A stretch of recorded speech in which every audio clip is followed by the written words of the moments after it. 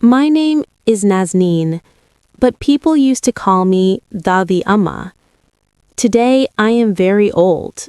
My hair has turned white, my hands tremble, and the light in my eyes is no longer what it once was. Yet my heart still feels everything it felt 50 years ago. Today I want to tell my story, not to blame anyone, not to complain, but so that perhaps some daughter, some mother, some grandmother might hear my words and save her own life. My childhood. My childhood passed in a small but respectable home. We had neither wealth nor luxury, but honor, tradition, and people's opinions were given great importance. My mother, may Allah have mercy on her, was very soft-hearted. When I was little and got scared at night, she would hold me to her chest and say, "Daughter, when your heart feels restless, take Allah's name and remember your mother." Even today, I can still smell my mother's fragrance, the scent of earth, of soap, of the stove's fire. My father was strict, but he wanted to keep us away from the wrong path. He used to say, "Daughter, a girl's greatest jewelry is her character and her family's honor." I would nod, but inside my heart a question would rise. Does a girl's happiness have no value? My father was poor, but he never lacked in raising me. According to his means, he fulfilled every need of mine. He never let me feel deprived. Time passed and I grew up. When Imran entered my life. One day, Imran entered my life. He was not a big man. He had no car, no big house, no status. He worked at a vegetable shop. But there was a strange honesty in his eyes. The first time I spoke to him was when I dropped my money while buying vegetables. He immediately bent down to pick it up and said, "Auntie, is your mind somewhere else today?" I felt shy and lowered my gaze. After that, whenever I went to the market, he would look at me with a quiet smile. Slowly, that smile turned into a few words, and then those words turned into silent prayers. One day he said, "If you don't mind, may I say something?" My heart trembled as I said, "Say it." He said, "When you smile, it feels like my tired soul finds peace." One day, I injured my foot and could barely walk. I still went to buy vegetables, and when he saw me, he became very worried. He asked about my health. I told him how I had fallen. He felt very sad and said, "Please don't trouble yourself. I will come to your house every day and ask what vegetables you need, and I'll bring them myself." From that day, he came daily, not only with vegetables, but with whatever else we needed. He would ask about my health. I liked this habit of his very much, and slowly it settled into my heart. That day, something inside me broke, and something also healed. I was amazed that in today's world, someone could take so much time for another person. I asked myself, can I also be important to someone like this? Can my life be according to my own will? In the evenings, when my family returned home, food was ready, and I would praise Imran. Everyone in the house also thought well of him. One day, I finally brought my heart's truth to my lips, that I liked him very much and wanted to marry him. Everyone fell silent and stared at me in shock. Rejected by my own family. My father shouted like lightning, "Never take that name in this house again." My mother said fearfully, "Daughter, what will people say? You are the honor of our family." My brother said, "Will you leave us unable to show our faces in the neighborhood?" With a trembling voice, I said, "I cannot marry anyone else. If I don't marry Imran, I will die inside." My father slammed his hand on the table and said, "Then die.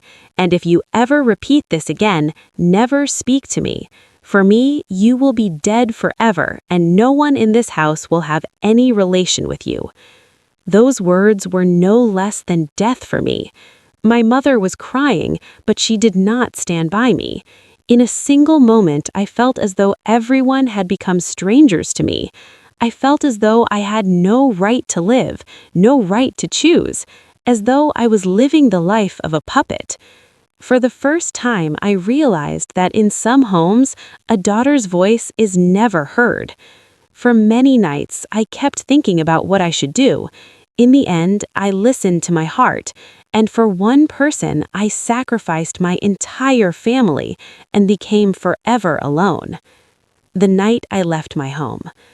That night was the longest night of my life. Silently, I packed my belongings. More than clothes, I packed my memories, my mother's bangles, a childhood photograph, and the Holy Quran. I had never hidden anything from my mother, so that night, before leaving, I stood at her door for a long time and kept knocking, but she did not open it. Finally, I sat outside the door and said, "Ummi, I don't want to leave you, but I also cannot leave myself. If I go, please don't curse me." From inside, I only heard the sound of crying. I closed my eyes and rested my head against the door. "Ummi, I'm your daughter. Please don't forget me."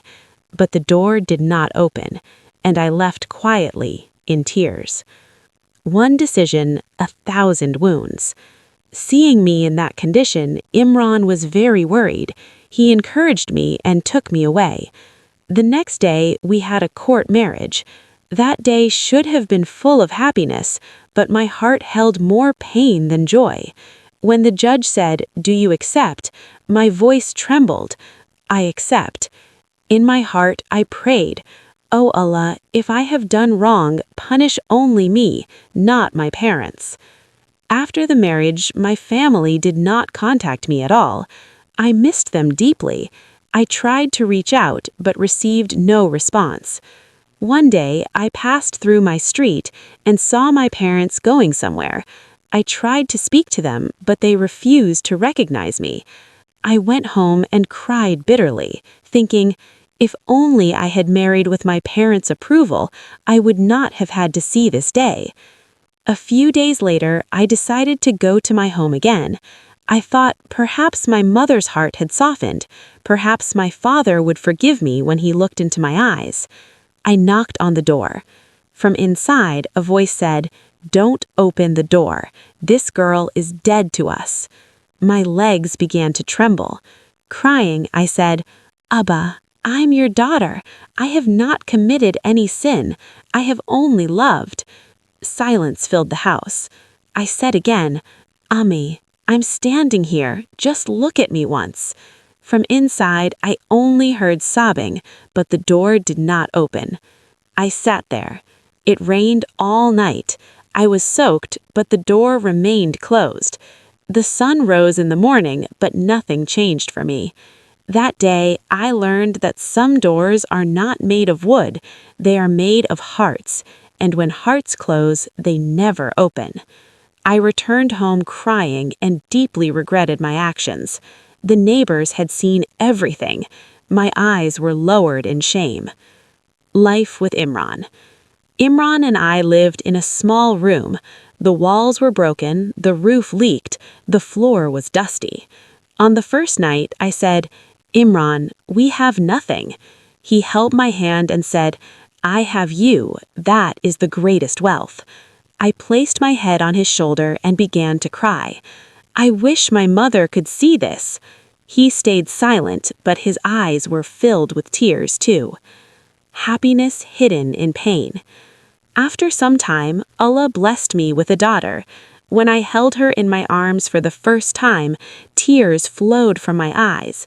"O Allah, the pain I have endured, never give that pain to my daughter." I named her Umid, hope, because she was my hope for happiness. Then Allah gave me 2 sons. I was no longer just a wife. I had become a mother. At night, I would look at my children and think, I will be their mother, their father, and their friend. The greatest loss. One day, Imran met with an accident while returning from work. When I reached the hospital, he was lying on the bed, breathing weakly, eyes closed.